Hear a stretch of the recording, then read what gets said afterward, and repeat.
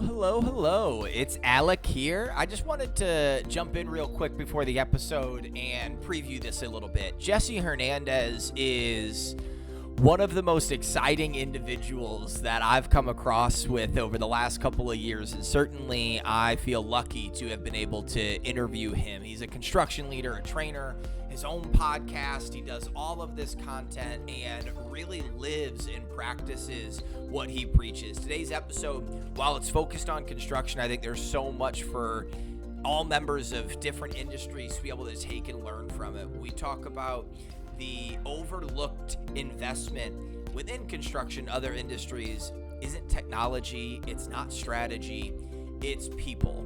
And that human-focused approach can transform teams, it can transform results, and in the construction case, it can transform job sites. I know you're going to love this episode. It's absolutely a roller coaster. Jesse and I had a lot of fun. I think you will too. Enjoy. Hello, and welcome to another episode of Activating Greatness, the show where we dig into what it really takes to lead with purpose, inspire performance, and create lasting impact. As always, I'm your host, Alec McChesney, and every episode we sit down with leaders, thinkers, and change makers who are unlocking potential in themselves, their teams, and their organizations.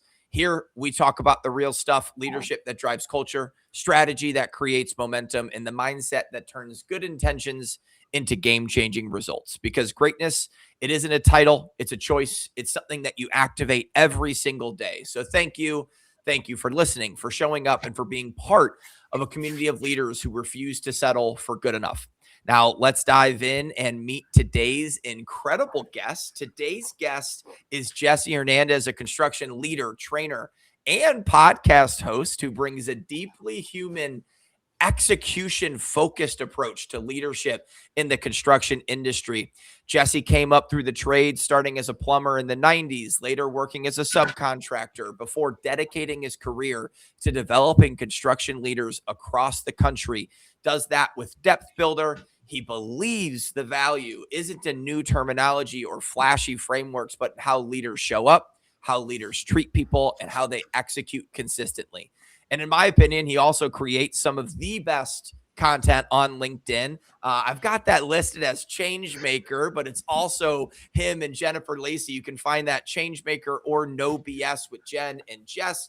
Make sure that you go at the end of this episode and connect with them. His work centers on helping construction leaders build trust with their crews and trade partners, retaining top talent, earn preferred pricing and performance, and deliver reliable results, all by prioritizing people first. Now, that was a mouthful, Jesse, but I had to do it because, man, am I fired up about this episode. I stumbled upon you months and months ago, and I knew you were going to be somebody that we had on this show. So thank you so much for spending your time, sharing your expertise with the Activating Greatness podcast.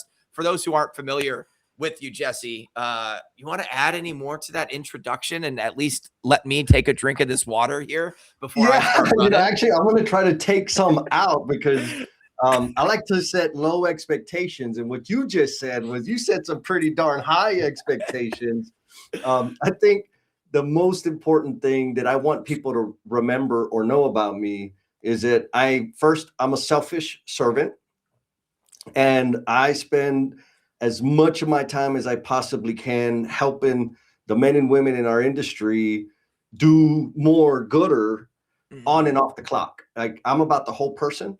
I'm a production monster, and I give a damn about people, but I didn't always care about people. So I want to make that clear. Like, I was one of those. Yeah, I was one of those. But I've come around, man, and I'm excited to talk to you and maybe drop some nuggets for your audience. Yeah, absolutely. And listen, there's two rules that I have for the Activating Greatness podcast. One is that I make all of the rules. And so I can come up with any bad question, good question, all the above. And the second one is, I'm going to hype you up a little bit because in preparation for this, right? Like, I've had to do the deep dive on your LinkedIn and your content and how you present yourself. And I think the interesting thing, Jesse, that I have seen as an outsider from the construction industry, really not knowing the realm of this business, up until a handful of months ago, and diving deep into the business as a whole, seeing so many individuals have this commitment to investing in the people and really putting people first. And before we went live here, I was telling you about the Matt Ullman podcast that aired a couple of weeks ago, and seeing somebody who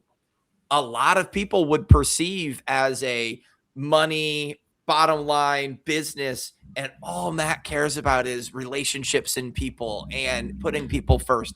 And it gives me goosebumps. Like I'm ready to run through a wall. And I think you're part of that movement within the industry and putting people first, having that human-centered approach. So I'm going to ask one of those bad podcast questions right out of the gate. What was the turning point? What was that, you're coming up through the industry.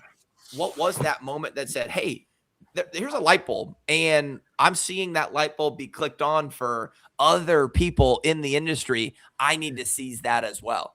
Yeah, there's two, Alec. The first one, I was a plumbing foreman at the time, and my boss and former mentor, he's passed on since then. He pulled me to the side and he said, hey, Jess, you're really good at making money. You're really good at finishing on schedule, but our clients hate you and people quit on you. And I said, yeah, I know. You need to hire better people and get better clients. Because I was just single-mindedly focused on making money, getting the work done. And I didn't care how many relationships I ruined. And really the metric is, I didn't care that I had 0 relationships after the project. And so we were having this conversation, and he says, okay, it's like, you can continue operating the way you operate right now, and you're going to be a great foreman. You're going to make money and, all the things. And I'm like, great, because that's all I want to do. I just want to beat my peers and kick butt. And he says, okay, but here's a list of the people that are in line, that are in the succession plan for superintendent, who were some of my peers. And I said, I ain't working for them ding dongs. Like, they're meatballs. They're scrubs. I ain't going to work for those guys. And he said, okay, the problem, I can't put you on this list because of the way you treat people. And he says, if you want to grow your influence and like that you can have within the organization and like longer term, you got to do 2 things. One, you've already got, you're great at financial performance, but you got to develop people. And you have to do both really well to continue growing and advancing. And I said, okay, well, what the hell do I got to do, man? Yeah. So, what does that actually look like? Right. And so luckily I was working for TD Industries at the time, amazing organization. They had the frameworks, the leadership development and the philosophy. I mean, we were talking, this was back in 2000, right? We were talking that we had a culture before culture was like the hot topic. Yeah. So the culture there was servant leadership. And he said, okay, we're going to put you in these classes. You need to do them and do good. And that'll get you on the list. And I was like, okay, I want to be clear. I didn't want to be a superintendent. I just didn't want to report to dummies.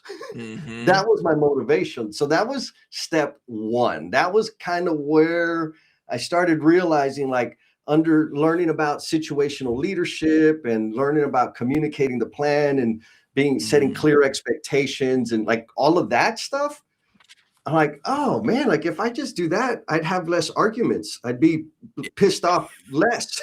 Yes. Yep. So it started me down this path, and I was like, oh, it's like a lot less friction. And now it didn't happen overnight, right? It took a lot. But what the interesting thing was, and I think this is important and true for all construction professionals that are still in that like just get it done mindset. Yeah. Was the amount, and I'm going to use some bad words here, Alec, but there is emotional burden that comes with operating that way. I know because I lived it. I just suppressed it. I just diluted it with substance abuse and self-medication. And so it was an unsustainable model. When I started being more like human, it wasn't as hard, and I didn't hate myself as much, right? And I got invited to lunch, and I would get swag, and I'm like, what is this world? Like, this is weird. And all I had to do was just slow down a little bit and shift to focus on the people that I'm leading on how to best serve them to achieve the objective. And so over years, I didn't do it great, and I still have a lot of room to improve. But that was the first like slap in the face that said, wait a minute, it doesn't have to be done that way. Yeah. Is it effective? Absolutely. Is it sustainable? Not long term. And so that's kind of the determining factor that helped me keep an open mind and has continued me forward.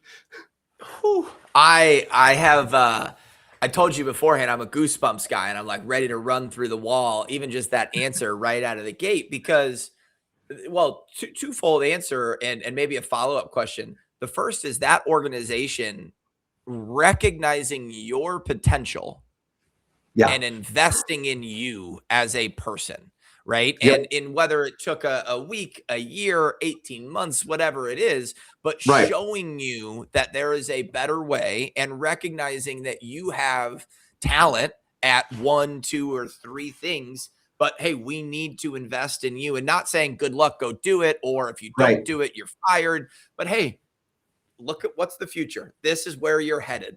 And we want you to get there, or there's, kind of the before and after type of approach.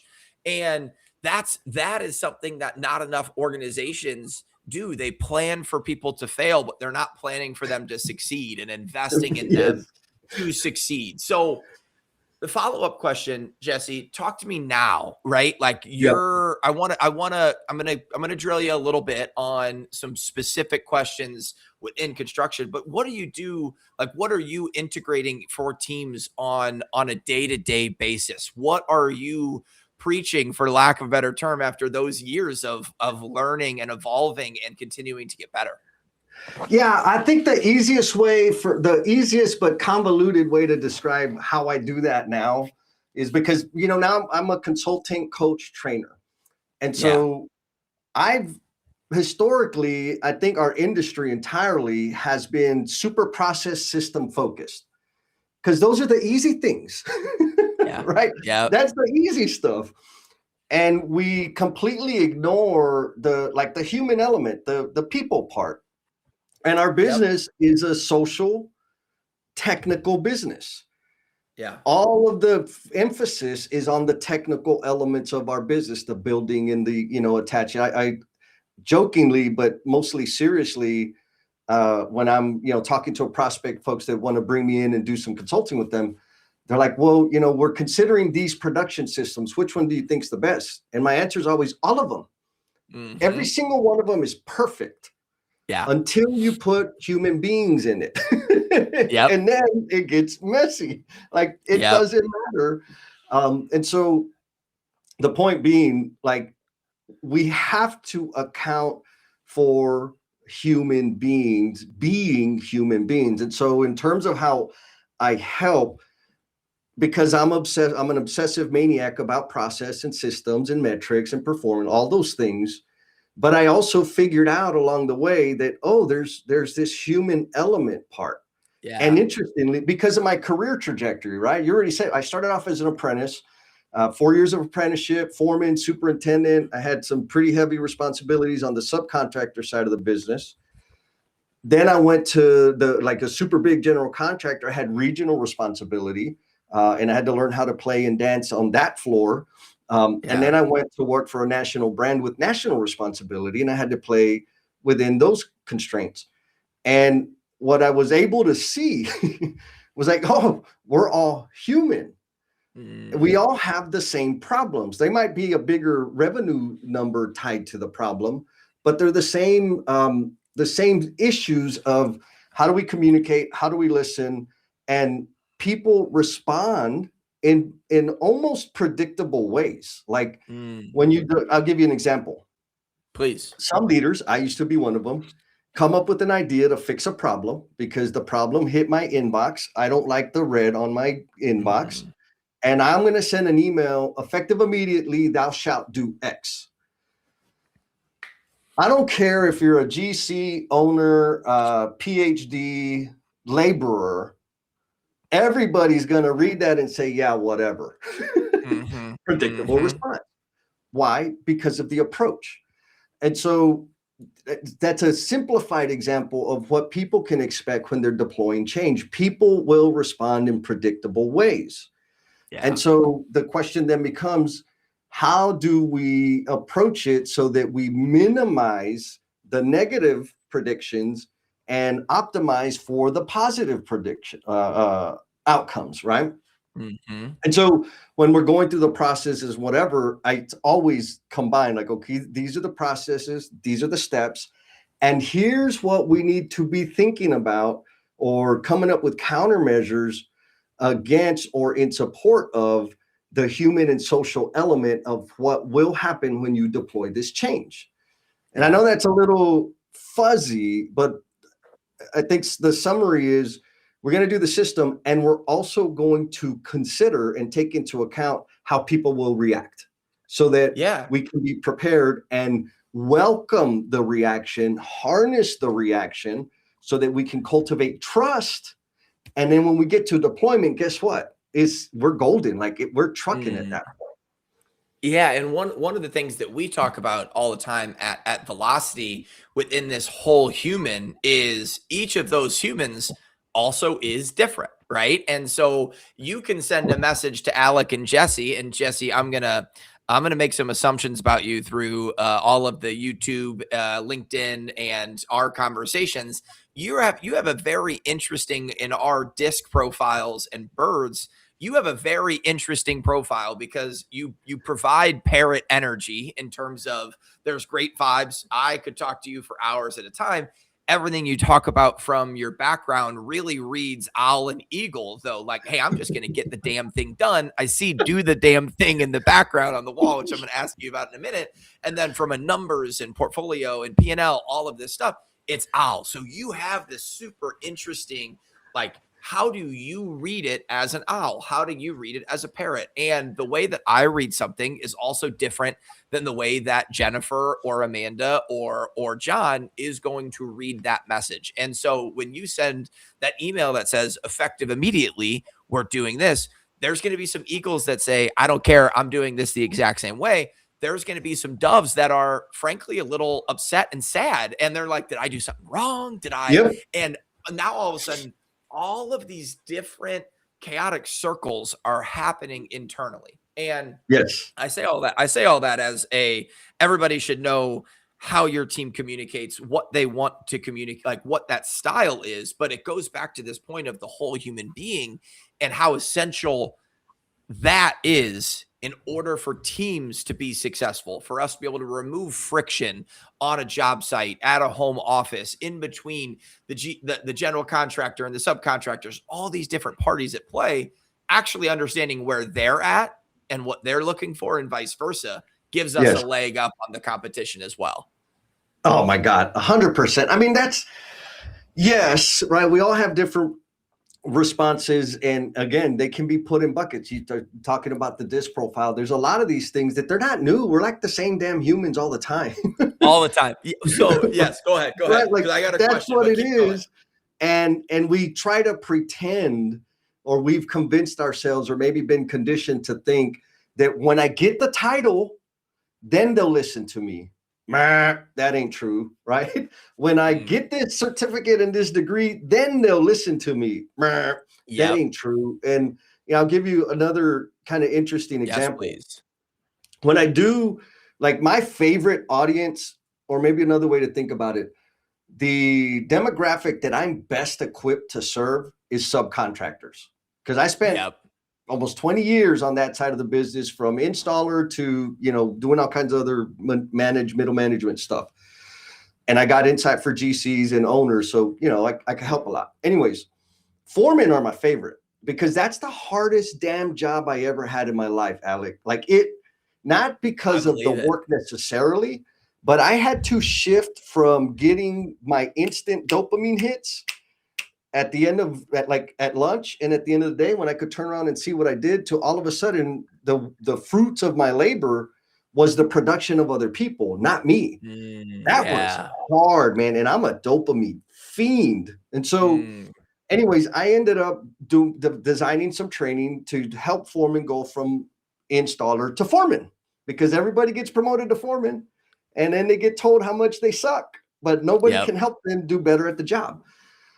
And so we had this whole system again when I was at at TD, and I was doing the training, and then I left, and somebody else took over the training. Exact same slides, exact same message, exact same thing. You know, we did the handover and all the thing. And the guys stopped doing the stuff. And I'm like, why'd y'all stop? Like, y'all already know. And like, dude, you can't get mad at us. You don't work for us anymore. It's like, yeah, I know, but like, But why? Aren't y'all still doing the training? And they said, yes, but it's not the same. And I'm like, okay, you got to tell me more. And it was awesome because they said, Jesse, when you teach it, you were teaching how to do, you know, the 1 week plan and the 6 week plan and all the thing, measuring performance. You were doing that. And you said it in a way that it would make my day better if I used the tool. And so it made sense to me, and I tried it and I would practice it. The other guy says it in a way of, if we don't do it, you're not fulfilling the expectations that project managers and production manager and ops manager. And It's I'm all like, positioning. right. I wasn't aware of it, but I remember when he told me, I'm like, ooh, so I've carried that into what I do now. And I know it's kind of, sometimes I could see from like executives are like, why are you talking about this? We should be talking about that. I'm like, I know, but like you said, it's about positioning. If I'm like the tool, the process, the system, whatever it is, if it doesn't serve the human first, it's never going to serve the business, right? Like it's going to be on life support forever. But if we can figure out how to make it serve that human being, they're going to be more apt to do the damn thing and iteratively learn and improve, which ultimately produces the business outcomes that we're after. And I think where people get it twisted largely is there. I can't remember what book I read this from, but like when you're trying to deploy sustainable change, there's 3 types of, let's say, feedback loops. There's the human feedback loop, there's the social feedback loop, and then there's the business. And so what we typically do is we preach and position the change in terms of the business value, which is months, quarters, years before we can actually realize the business value as on the P&L. But it makes no difference on my check.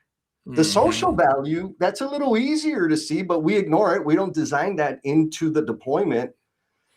And the human value, we don't even think about it. And that's the one we can make happen today. And so that's kind of some of the stuff I bring to say, hey, let's think about this a different way. It's the positioning of it internally from a requirement to an investment at the business level and at the individual level. We get that individual buy-in. If they believe in it, they're more likely to do it. They're a part of that change. Yes. And I had an episode that just aired on, so today is March 17th. Happy St. Patrick's Day to those who are St. Patrick's Day fans. I guess you're wearing a little bit of green. I'm not wearing any green. You got a little bit of green on you. The episode that came out yesterday was with Jose Sequet, the CEO and chairman of Pan American Life Insurance. And one of his comments about culture and people was, you can't put an ROI on it. If you are so stressed about ROI for culture initiatives or people initiatives, you're going to be unhappy. But if you do it right and you do it well, in 3 years, you'll know it have worked. You will know that it have worked. And I guess that this leads to another question around, when you and I first connected, you talked about, I think it was the pick and shovel approach to leadership development. And let's focus on execution, not new vocabulary. I love the not new vocabulary because I'm always thinking about like shiny object syndrome that people chase. And everything that we've talked about in the first 24 minutes of this recording, to me, it's like, well, yeah, why would we not be doing this? Right. And so what do we get wrong? What do we get wrong about training? Why are we not just simplifying this and saying this is a standard of operations? This is a standard procedure. Tell me why. I mean, obviously you and I are in a little bit of the same shoes where we're both trying to sell into these companies that this is a no-brainer. But from your perspective, why do we get this wrong? Yeah, I think I think I'm going to tie it back to the ROI statement that you made. Please, Um, please. Traditional business thinking is around ROI. And I completely get it. I got a business, right? There are metrics that I need to maintain. Otherwise, I'll end up doing my plan B, which is dancing on tables, and nobody wants to see that. And so there are metrics that I need to keep track of. Mm-hmm. However, we overvalue those metrics. Like this is a total Jesseism because those are kindergarten metrics. Yeah. Anybody can measure them. Nobody has measured anything differently. It's addition, subtraction, multiplication for forecast, and division for quarters. Like it's nothing fancy.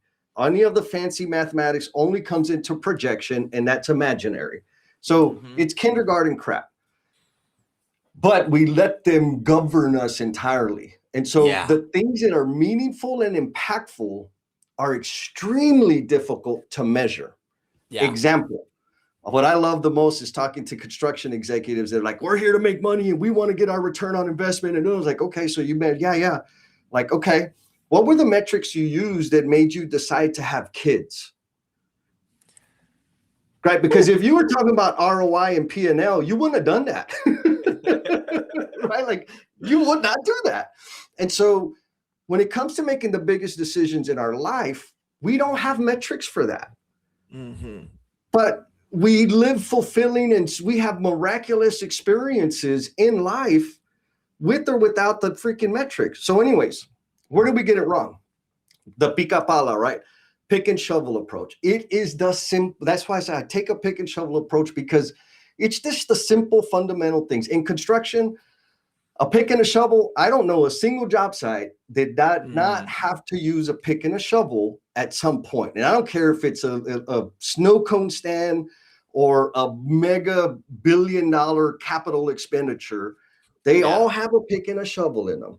And so in terms of where we get it wrong as construction, as business leaders, as field leaders, et cetera, is we don't account for humans. And then even simpler than that, we get distracted and blinded by our assumptions, and we do not know how to listen. We are fantastic at talking. We're great at making mouth noise and calling it communication, but we cannot listen worth a damn. And so fundamentally, those are the things that I see undermine high-performing teams. Or maybe the other way to think about it is because I've been able to travel all over the country and I've worked with hundreds of leaders. The small number of leaders, now I don't say companies because there's hot spots and cold spots in every damn company. Yeah. But the decision makers within those, on those job sites or within those departments and the teams, the thing they all shared in common with the high performers where the team was thriving and growing and like they were making stuff happen, they valued people. They understood the value of pausing and asking more questions than speaking. They understood the value in contributing to everybody's path of success. And they didn't just pat everybody on the butt. When people were slacking, they took immediate action on the low performers, et cetera. And so fundamentally, it's that. Listen more, understand there's human beings, and don't let the P&L, those KPIs, OKRs, whatever stupid acronym comes out next year, govern the way you treat human beings. Let it inform, but not govern. Yeah. When I started at Velocity, I asked everybody, what is the through line for all of the companies that have been successful with Velocity? And to your point about recognizing the human, almost every answer was they believe that this was an investment in the company, not a burden. And that meant the investment in the people was an investment in the business, not a burden that we have to do. And that's the same for every industry that we work within. And one of the things that brought me so much joy in this conversation, our past conversation, a couple of other construction ones that I've had, is what feels like this dichotomy of how construction is perceived and the change that's trying to happen on job sites and behind closed doors. 2 weeks ago was Women in Construction Week, and you saw all of these unbelievable videos and content and stories about women leading the charge. I have my birds are right here with my eagle and my parrot, and I've had them since I did this process. And I'm talking to an HR leader at a construction firm last week, and she goes, "It's so funny. You're on the job site, and on their hard hats, these grown men will have birds on their hats." That's and they'll awesome. be like, "Oh, you owl. Oh, you parrot." And it feels like there is widespread continuity and agreement that the traditional preference towards toughness over vulnerability, over conversations, over communication is going by the wayside. Is that a sentiment that you agree with? Is that am I just seeing that because I'm in a little pocket? You're all over the country. I feel like you're in a different location anytime I connect with you with a different team. Is that a sentiment that you're seeing, and have you noticed that change over the last couple decades as well? Yeah, so I'll say I have seen a dramatic change. I mean, back when I was in the field, like doing real work, if I saw a woman on site, she was either with the staffing agency or secretary. And that's not the case anymore, right? Yeah. Like they're freaking the executive of the project, like, and it needs to be that way. Yeah. And I also know, like back in the day, when I was with TD, we were doing a lot of like collaborative planning, last planner system, a lot of kind of things that are kind of the norm, with the caveat, with an asterisk. I'll come back to the asterisk. And so it was absolutely abnormal that we were doing it. All the general contractors we worked with were like, "What the hell is this? Just go work." And we're like, "No, like we got to get things organized, and let's understand what the workflow is so we can make better decisions." So back then it was rare. Yeah. Fast forward, and I'll say in the last 10 years, dramatic shift that people are even talking about substance abuse, mental wellness, women in construction. Like that wasn't a conversation. I think social media helps amplify that, or maybe gives us an overly optimistic perspective with what's actually happening. Right. Because in the bigger organizations, or maybe another way to think, when I say bigger, like within the construction companies that work regionally or even have offices in different parts of the country, there's a high density of those being on the front end of understanding people, behavioral-based safety, and these types of progressive programs. When you get into outfits that are just local to one business unit or one state, that ain't the same. And guess which one is the largest volume? It's the locals. And so I think if we counted, and I don't know, this is me just talking, but if we counted the number of organizations that can say they're doing something progressive in terms of appreciating and valuing people, the majority would be the bigger organizations that have a larger footprint nationally. Right. The smaller ones, it would be just like it used to be. Now, that at the same time, those larger organizations with bigger footprints, I've played with a bunch of them. Yeah. And I've been on a lot of their projects, and I know a lot of their leaders, and a small percentage of their leaders are the ones that are like, hell yeah, they're the people I'm down with. The majority of their leaders are just like the other one. And so I think that there's a compensation reward thing that's out of alignment, but that's a whole different episode. Yeah. I love that you said that LinkedIn, social media might be overly optimistic about it, right? And I think it's a really important lens to take a look at. Social media is a great tool for a lot of reasons. It's also a negative tool, right? And it's going to amplify negative news if you seek out negative news. And certainly within LinkedIn, I'm not over here trying to seek out negative news. And so I'm able to see a lot of that content that is because you mentioned the substance abuse, depression, all of the things that come with the industry. You do see a lot of content talking about that, but it's still only 8% of the industry, right? That is that active and engaging with it. And there's a long way from the LinkedIn to the job site in, Sedona, Arizona, or whatever location Yes, sir. it is. And I think the positive sign is that there's more voices in those conversations. There's more leaders like yourself. There's more leaders asking those questions, right? Yes. And I think for a long time, they just didn't know what question to ask. And now, especially one of the things that we're seeing is the Gen Z generation that's coming in. There is this huge gap between them, even the millennials, and certainly older generations, that on a job site, expectations are way different. Skill sets are way different. Requirements for that individual to want a job somewhere are way different. And companies have to react to that. And it's kind of a Trojan horse, if you will, of trying to solve some of these problems from within without the companies maybe even necessarily knowing that that's what's occurring by having that generational gap between the teams.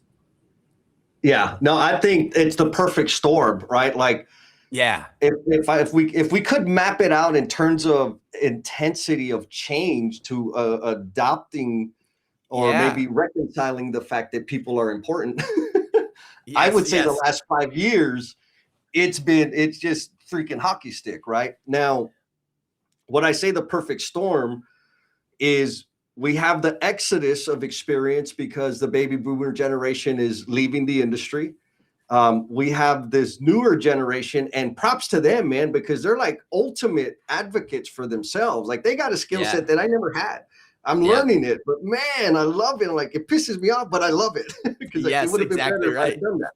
So you have this situation, and we've had a gap of people coming in. So what's happened before, where employers could just throw money at people and advertise, competitive wages and benefits. Like, everybody does that. Shut up, big deal. Yep.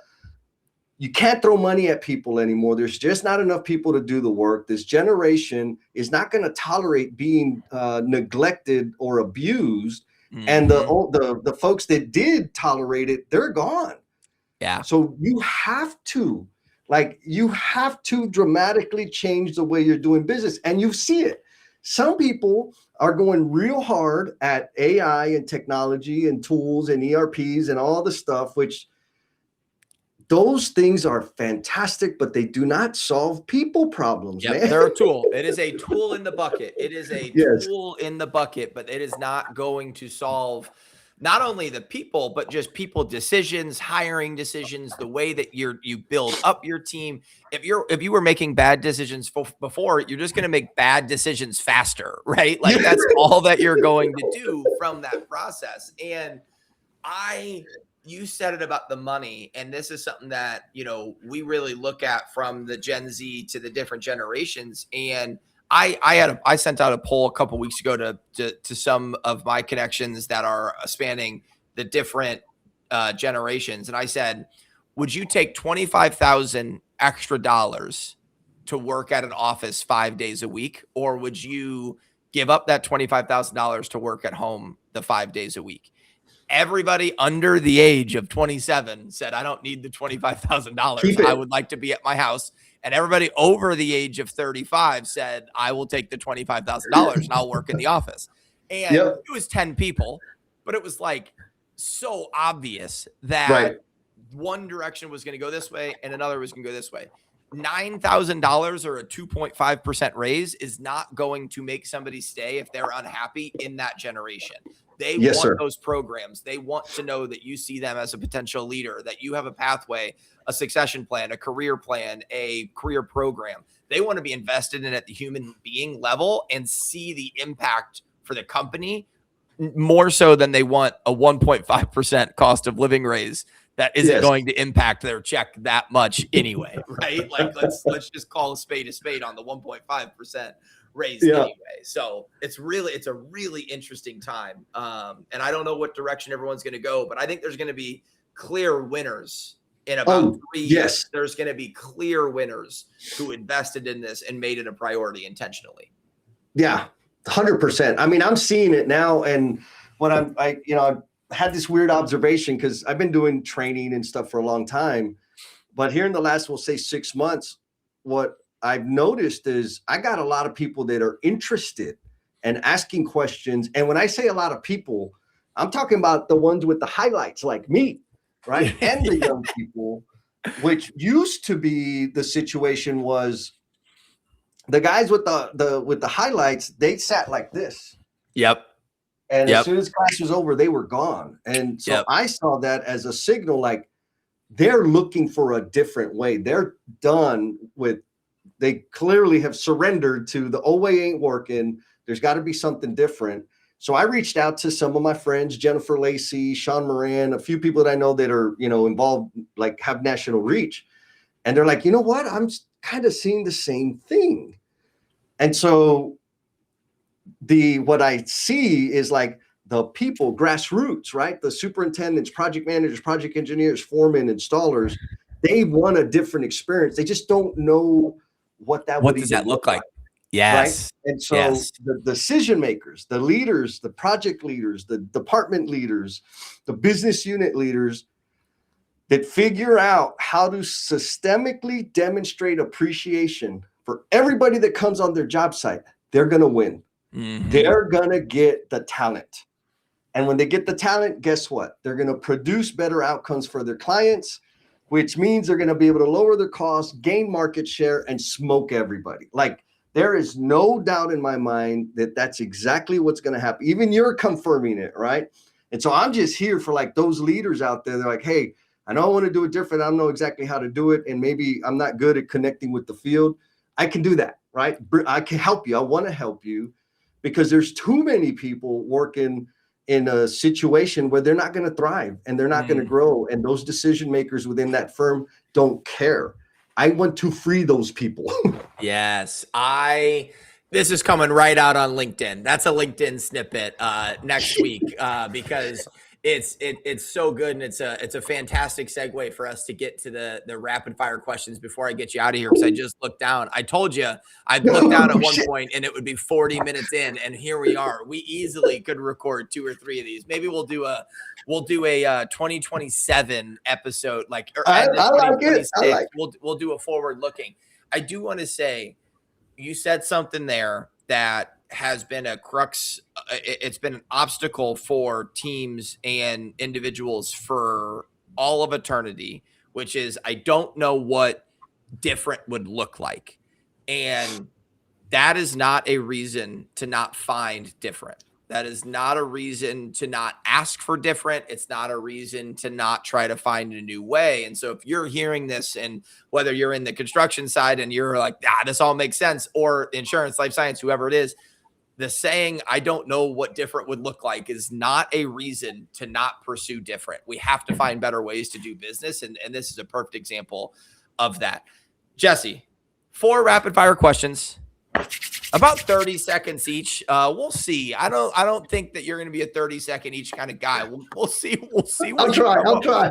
We'll see what you come up with. We're just going to go rapid fire. First question: what is one leadership habit that you rely on every day? Oh, so one leadership habit that I rely on every day is giving myself permission to make myself a priority. Meaning food, like nutrition, exercise, sleep. I give myself permission to get more sleep than I want to go and get the damn workout done, and to craft my day so that I'm not eating garbage like that. Because, that ties into everything else. I love that answer. And there have been many guests that have talked about like, I want to get up in the morning and I have to have this. I just love the way that you said it, because it's not going to look the same every day. I can't wake up at 4 a.m. every day and have a workout, especially with the daughter at home. Like, it just looks different. But I'm giving myself permission to choose and invest in myself and make myself a priority. That's fantastic. Question number 2. What's the most underrated skill that a leader needs in order to be successful? Oh, easy. Listening. The ability to listen, internalize, and take action based on the intel you have gathered to serve the person in front of you. None of that service, beautiful stuff happens if you can't listen. Listen to understand, not to That's it. respond, right? Oh, gosh. Yep. I love that one. All right, number 3, on the opposite end of the spectrum, what is one thing that you believe great leaders should stop doing? The one thing that great leaders should stop doing is abusing themselves for the less than outstanding outcomes that they want to achieve. They need to give themselves grace and look at how far they've come and how big an impact they've had on people's lives, not just within the P&L statement, but outside of the office, at home, the families, their families, the generations that they're actually impacting. One bad quarter, it's just ink, man. There's real lives out there that you're affecting. And when you allow yourself grace and you allow to give yourself grace, it shows up for the rest of the team, right? They Yep. see that, and we all need to be a little bit better at that, because it's easy to give it to somebody else, but it's a lot harder to give it to ourselves. All right, last one here of the rapid fire. What's the best leadership advice that you've ever received, Jesse? The best leadership advice I ever received was make a decision and go with it. I got that from Ed Mauricio. I was an apprentice, a second or third year apprentice when I got paired up with him. He's a pipe fitter welder. And I was overthinking. I get caught up on the layout of the mechanical room. Blah, blah, blah. He's like, Jesse, make a decision and go with it. You won't know it's wrong until you make a decision. And if it's wrong, guess what? We'll learn and we'll adjust, which is where the whole do the damn thing comes from, right? Yeah. So make a decision, take a step, and everything else will reveal itself. That's we like to reference that as sometimes you just got to eagle up. Eagles don't need every piece of information. Get to 60%, get to 70%, go trust it, and then you learn and adapt. I'll put you on the spot one more time. Who do we interview next, Jesse? Who is somebody that you've come in with? And by the way, I'm gonna take a video of you saying this, and I'm gonna send it to him, and I'm gonna say, Jesse put you on the spot. You gotta come on the show. Who are we interviewing next? Who's somebody that the Activating Greatness podcast network and audience could learn from? I'm going to say, I have a list, but the one I want to recommend is Miss Stephanie Wood with Co-Build Construction, or anybody at Co-Build Construction. They are doing things. I think they're creating a template, a blueprint, a playbook for transforming the industry exactly like you and I believe it should be. They're doing it, like they're actively deploying it right now. I love it. I don't know any organization that is taking these kinds of steps to make or craft an experience for everybody that comes on their job site, like nobody. So Stephanie is your person. She's on the list. She's going to get a video of you ranted about that at some point in the next week or two. Stephanie, we look forward to getting you on the show. Jesse, this is exactly what I wanted it to be, exactly what I thought it would be. Before we get you out of here, we wrap up this episode of Activating Greatness. Final thoughts. What's something that you would want everybody to take away from this discussion today in the construction industry? What's that recap that you feel really confident in and excited to push on people? Yeah, the one thing I want the audience out there, the Activating Greatness Nation, to take away is, sure, things might stink, but you can transform the world one world at a time. And the best way to do that is share your gifts and talents in service to others. If we all did that, it would be a much better place. For those who are listening, not watching, I just dropped a pen, pretending it was a microphone. I can't drop the microphone, but that's coming on LinkedIn. That's coming out on LinkedIn. You will see that snippet on there.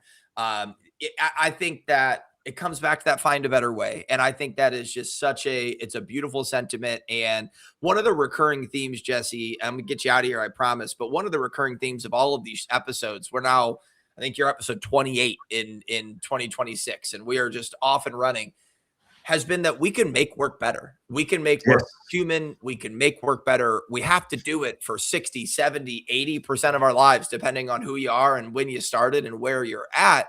Let's put it in a way where it's not something that we have to dread on Sunday night. And that is not meant to be cheesy. It's not meant to be that you're going to wake up and get in the ice bath and then the sauna and the mouth tape.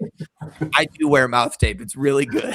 I'm not going to lie. I don't do the other two, but it's not meant to be a fake thing, a fruit thing, like an unattainable thing. We can do better. And if it stinks today, you might not change the world overnight, but to your point, you change 3 people on your team's world, it will feel like you changed the world, and you will feel that at the individual level. And frankly, you'll feel it at the business level too. So, you got me fired up. I told you, Jesse, that you would be. Everybody's listening to this and they're thinking, what a great episode. Make sure when you see this that you leave it a 5-star review, continue to download, leave the comments, but go find Jesse on LinkedIn. His content is fantastic and he is who he says he is. And that's something that I really believe in and I'm super passionate about. You're going to sense the energy from this 51 minutes. And then the next couple of times that you see Jesse on LinkedIn, you're going to have that same energy. So go connect with him. Go follow the Change Maker, the No BS with Jen and Jess, and just continue to make an improvement one day, one decision at a time. Jesse, I'm going to let you go, but I cannot thank you enough for spending the afternoon with us and spending this hour. I think people are going to really enjoy this episode. Good. Thank you, brother. Absolutely. As always, everyone, thank you so much for listening, for being part of the community of Activating Greatness, and we'll see you on the next episode.